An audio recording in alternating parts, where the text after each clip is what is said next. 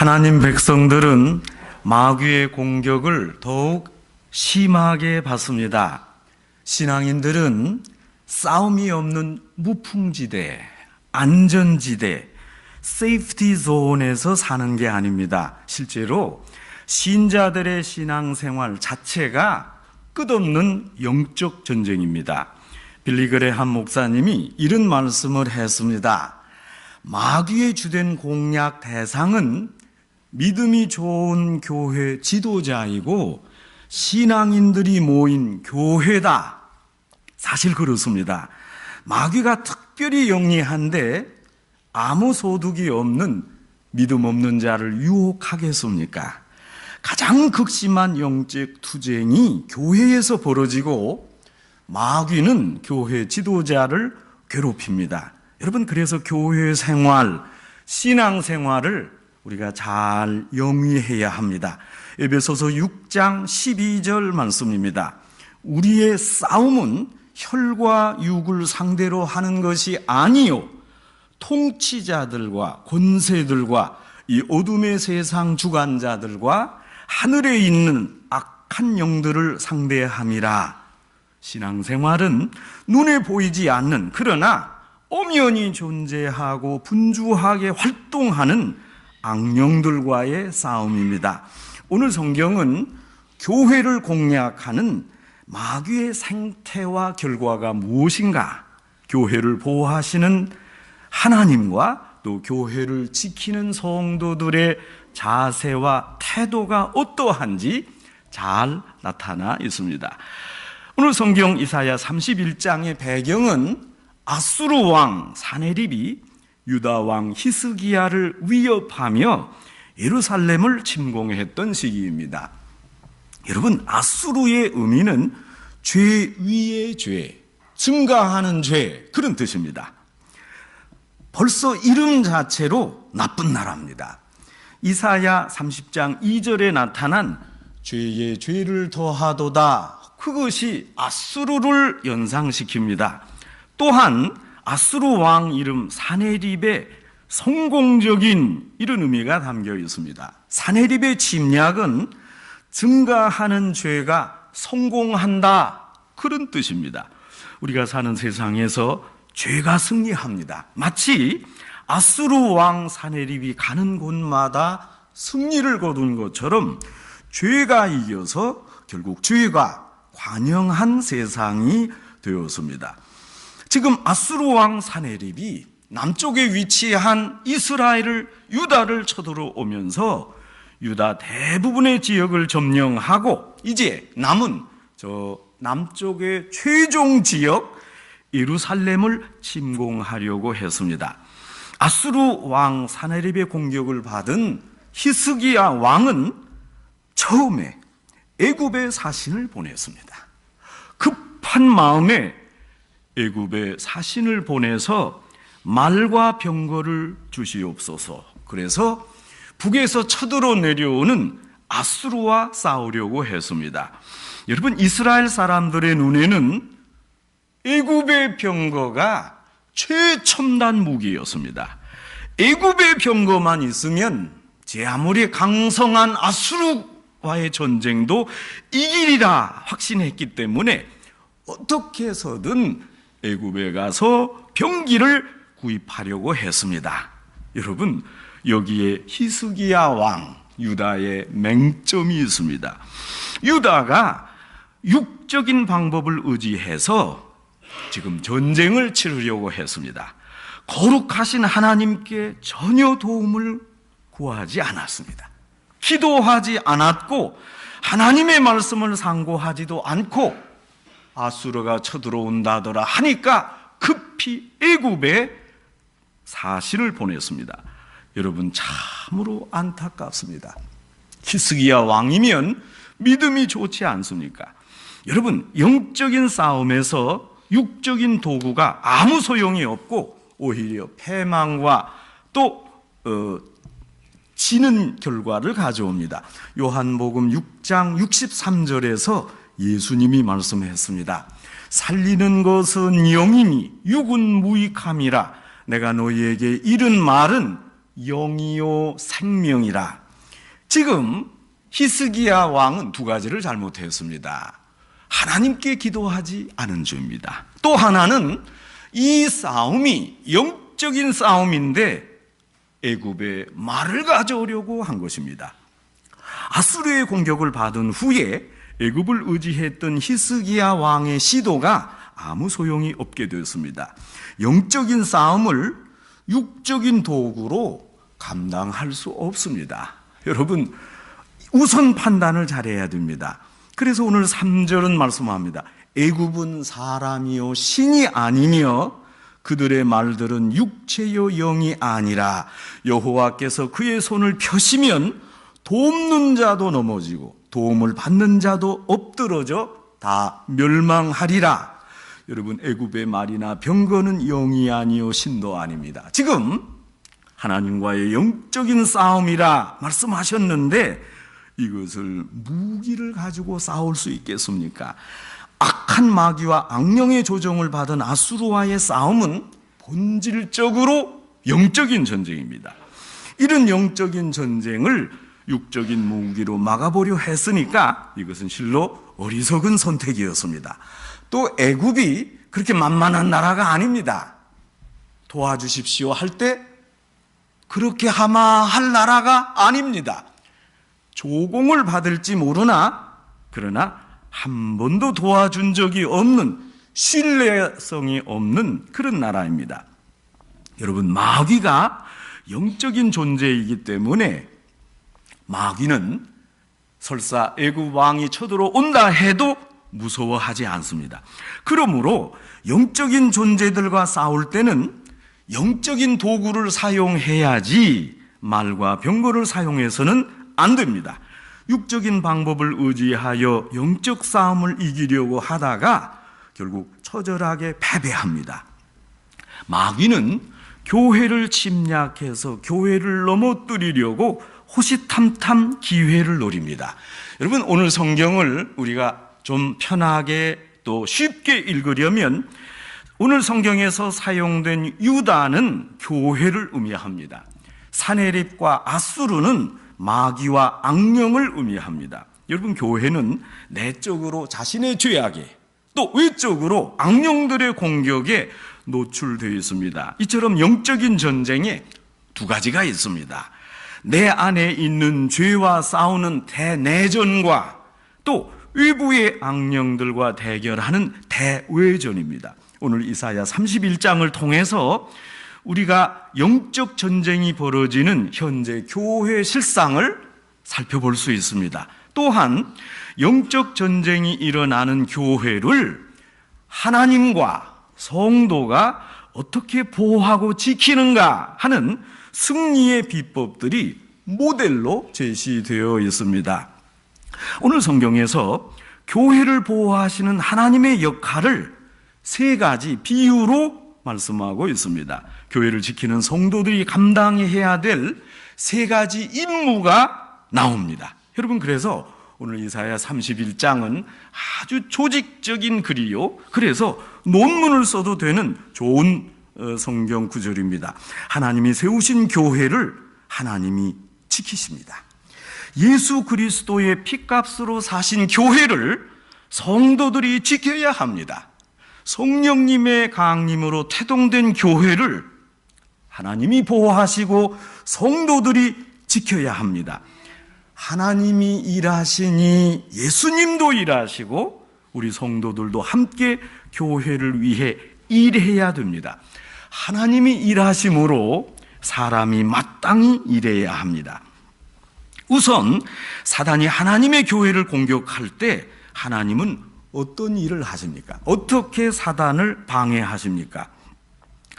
오늘 본문에서 세 가지 비유를 통해서 하나님이 교회를 보호하시는 그 양상을 알려주십니다. 첫째, 젊은 사자, 힘센 사자의 비유입니다. 여러분, 젊은 사자가 먹이를 잡아채자 목자들이 달려와서 소리를 지르면서 사자들을 놀라게 했습니다. 젊은 사자는 용맹스럽게 먹이를 붙들고 목자들이 소리를 질러도 꿈쩍하지 않습니다. 젊은 사자는 한 번 잡은 먹이를 결코 놓지 않습니다. 만군의 여호와께서 시온산에 강림하셔서 악령들과 싸우는 모습을 이사야 선지자가 젊은 사자에 비유하셨습니다. 하늘의 악령들과 하나님이 싸우십니다. 하나님은 우리보다 앞장서서 악령들과 싸우십니다. 하나님이 싸우실 때 택한 백성을 단 한 명도 놓치지 않습니다. 교회는 조금 다녔지만 마귀 게임에 사로잡히는 사람은 하나님 백성이 아닙니다. 아예 처음부터 거듭난 사람이 아니었습니다. 젊은 사자가 먹이를 지키듯이 하나님께서 택한 백성을 보호하고 지키실 때 절대로 빼앗기지 않으십니다.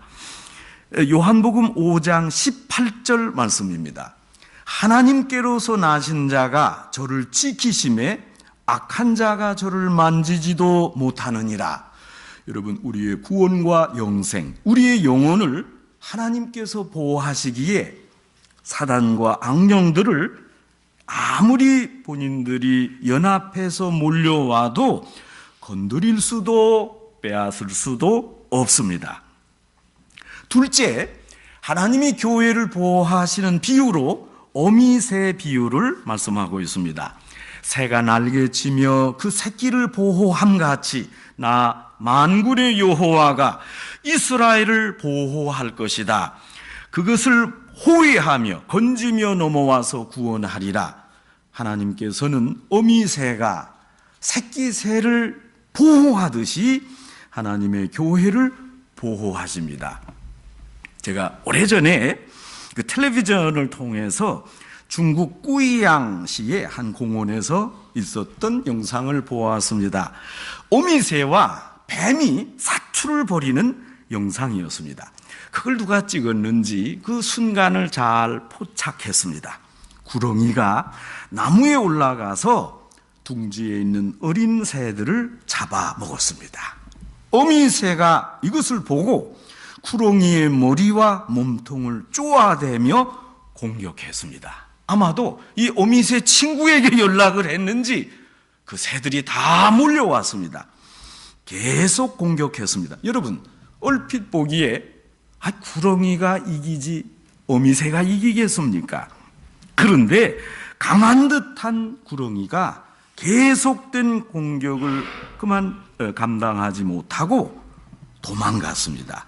구렁이는 어미새의 공격을 견디지 못하고 잡아먹은 3마리 어린 새도 다 울컥 쏟아내고 어디론가 사라졌습니다. 다 살았습니다. 여러분, 하나님이 이 어미새를 역할을 하겠다 하시는 겁니다. 하나님이 어미새처럼 교회와 하나님의 백성들을 보호하십니다. 비록 사단이 하나님 백성을 삼켰을지라도 하나님이 사단을 공격해서 결국 토해내게 하실 겁니다. 하나님 백성들도 일시적으로 죄에 빠지거나 마귀의 올무에 걸릴 수 있습니다. 그러나 결국 하나님께로 돌아옵니다. 마귀에게 사로잡힌 사람은 애당초 하나님 백성이 아닙니다. 하나님의 백성은 죄를 짓고 잘못 가다가 이 길이 아닌가 보다, 이 길이 아닌데 내가 뭘 잘못 생각했구나 하고 곧 돌아옵니다. 그러므로 돌이키지 않는 사람들은 처음부터 주의 백성이 아닙니다. 요한일서 2장 19절 말씀입니다. 그들이 우리에게서 나갔으니 우리에게 속하지 아니하였나니 만일 우리에게 속하였더라면 우리와 함께 거하였으려니와 그들이 나간 것은 다 우리에게 속하지 아니한 것을 나타내려 함이니라.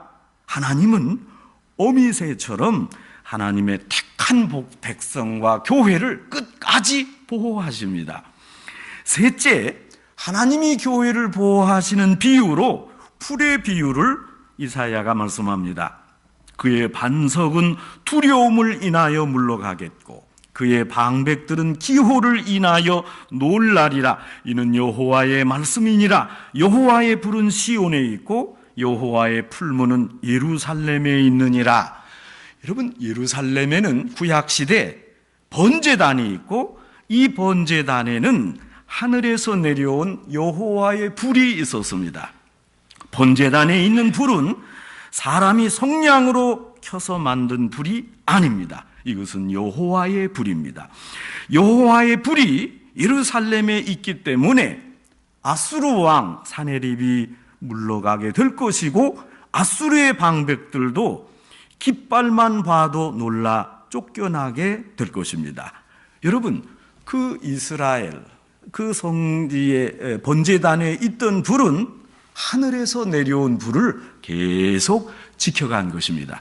여러분, 이제 한국 텔레비전에 보시면 아주 음식을 잘하는 맛집이다 소개하지 않습니까? 그런데 보니까 저는 한번 보니까 어느 아주 지역의 작은 레스토랑인데 이 집은 3대째 이어오는 칼국수집인데 그 이전에 증조 할머니부터 하던 그 불을 아직도 유지한답니다. 그 불이 계속 이어졌답니다. 여러분, 식당도 그렇습니다. 지금 하나님께 제사 드리고 잘잘못을 가리고 죄를 고백하는 예루살렘 성전의 번제단에 있는 그 불은 계속 하늘에서 내려온 이후에 꺼지지 않았습니다. 여러분, 하나님의 교회도 마찬가지입니다. 교회에는 여호와의 불, 성령의 불이 있기 때문에 감히 사단이 침공할 수 없습니다.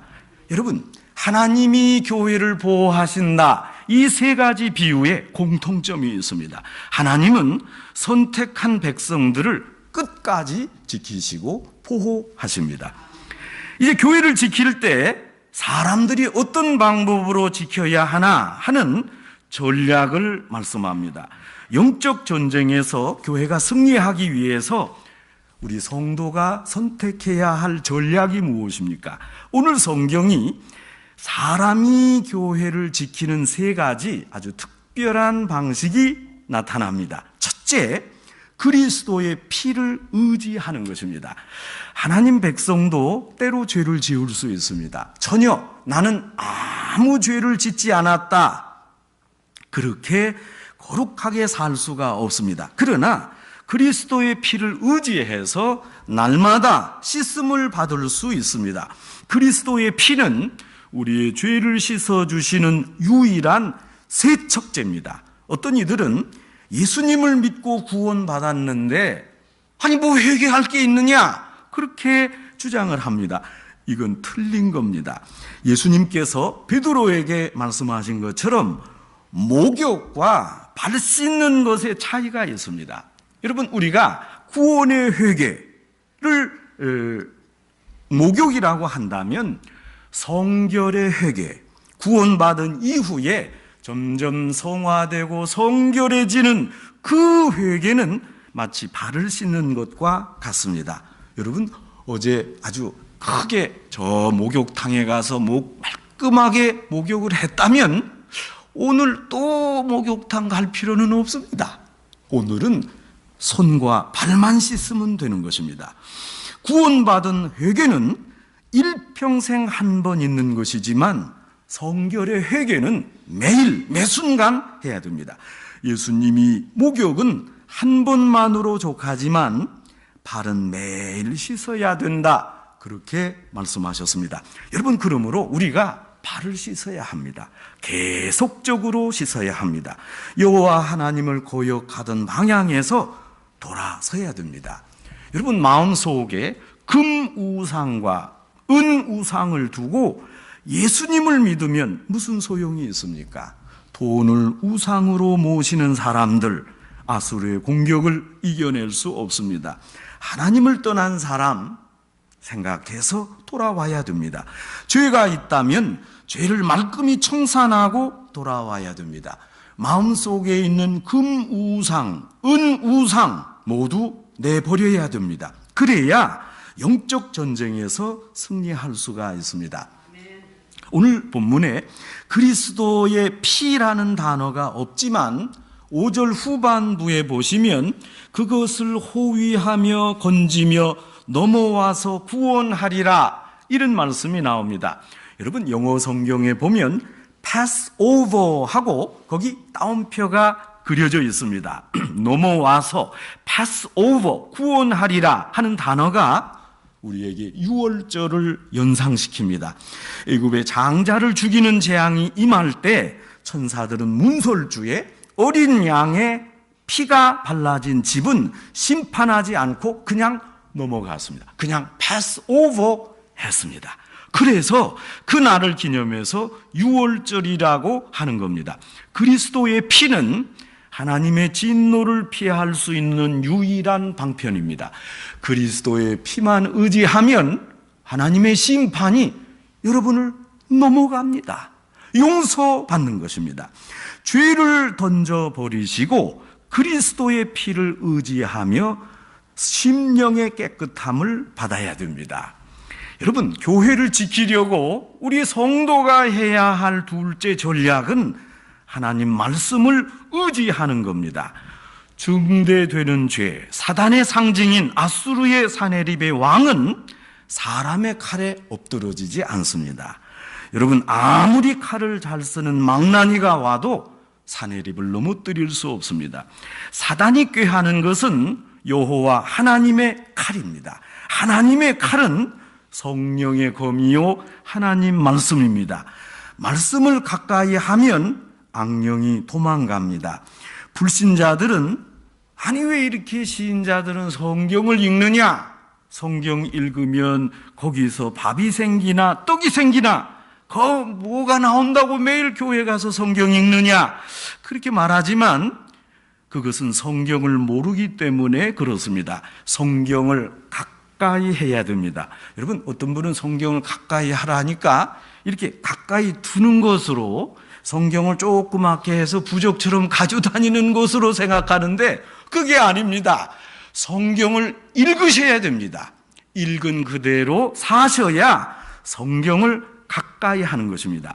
성경 그 자체가 성령의 감동으로 쓰여졌기 때문에 읽기만 해도, 그저 낭송하기만 해도 성령님이 역사합니다.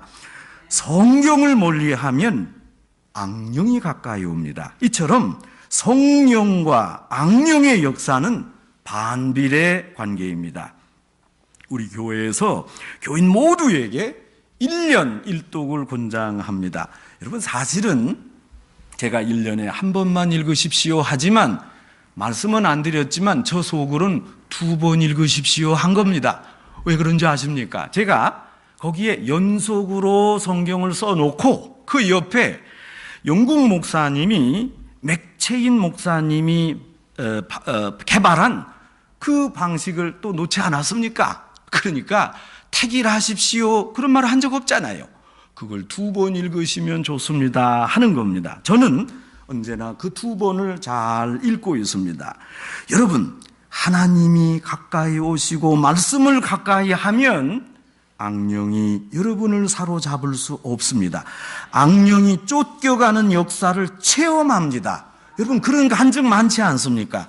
사람의 칼은 아수르를, 마귀를 이길 수 없습니다. 여호와의 칼, 하나님의 말씀으로 오직 승리할 수 있습니다. 셋째 전략은 가장 중요한 기도입니다. 도움을 구하러 애굽으로 내려가는 자들은 화 있을진저, 그들은 말을 의지하며 병거의 많음과 마병의 심히 강함을 의지하고 이스라엘의 거룩하신 자를 앙모하지 아니하며 여호와께 구하지 아니하였다.